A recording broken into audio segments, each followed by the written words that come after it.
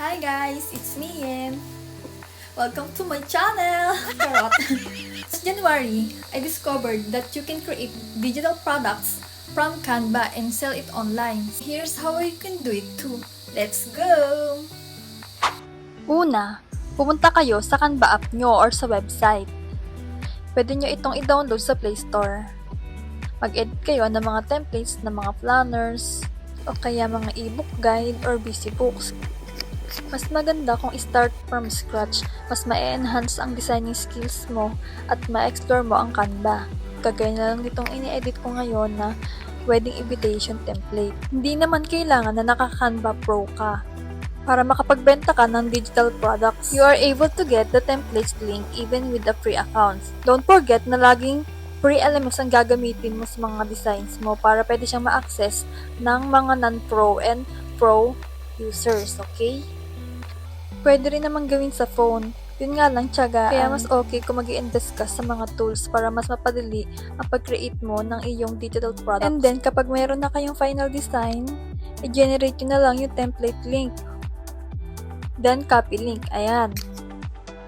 Pero kung finished product naman, pwede mo siyang i-share as PDF or photos. Pwede nyo itong gawin kahit nasa bahay lang kayo. Kasi pwede naman siyang gawin sa cellphone or kaya sa tablet kung wala kayong laptop or PC. And then, may website ako na ginagamit which is yung rocket.ph.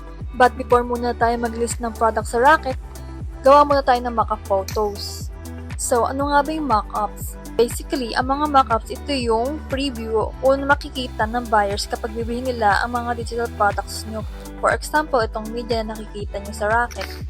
So, ayan, ganyan lang gumawa ng mock-ups. Drag and drop lang after nyo makapili ng templates. Then, save as JPEG or PNG para maging photo siya. Ayan, balik tayo sa Rocket.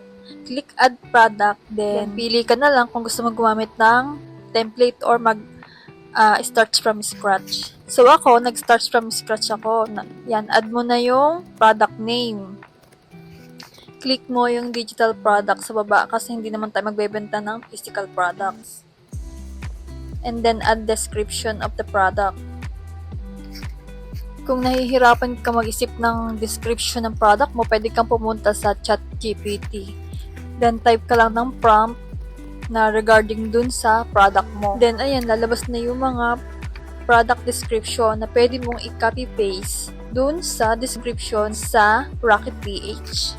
Ayan, upload na natin yung ginawa ko kaninang mock-ups photos.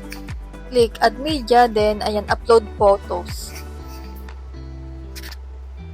After that, kunin na natin yung template link nung ginawa kong wedding invitation sa Canva. Ayan, copy link, then balik tayo sa rocket.ph at ilagay na natin yung template link natin dun sa assets. Then, ayan, maglagay na tayo ng pricing, kung anong pricing na gusto natin. Tapos, publish nyo lang, then yan, save na. Siyempre, after mo malis yung product mo, promote mo na yan agad sa social media mo. And be consistent para mapansin ng mga potential buyers, okay? Gets po ba? By the way, ito nga pala yung 7 days earnings ko dito sa Rocket. Kaya kung gusto nyo rin magkaroon ng ganito, mag-start na kayo ngayon. So, if ever gusto nyo rin matuto, DM nyo lang ako dito, guys. And follow my page for more side hustle ideas. Yun lang. See you in my next video. Bye!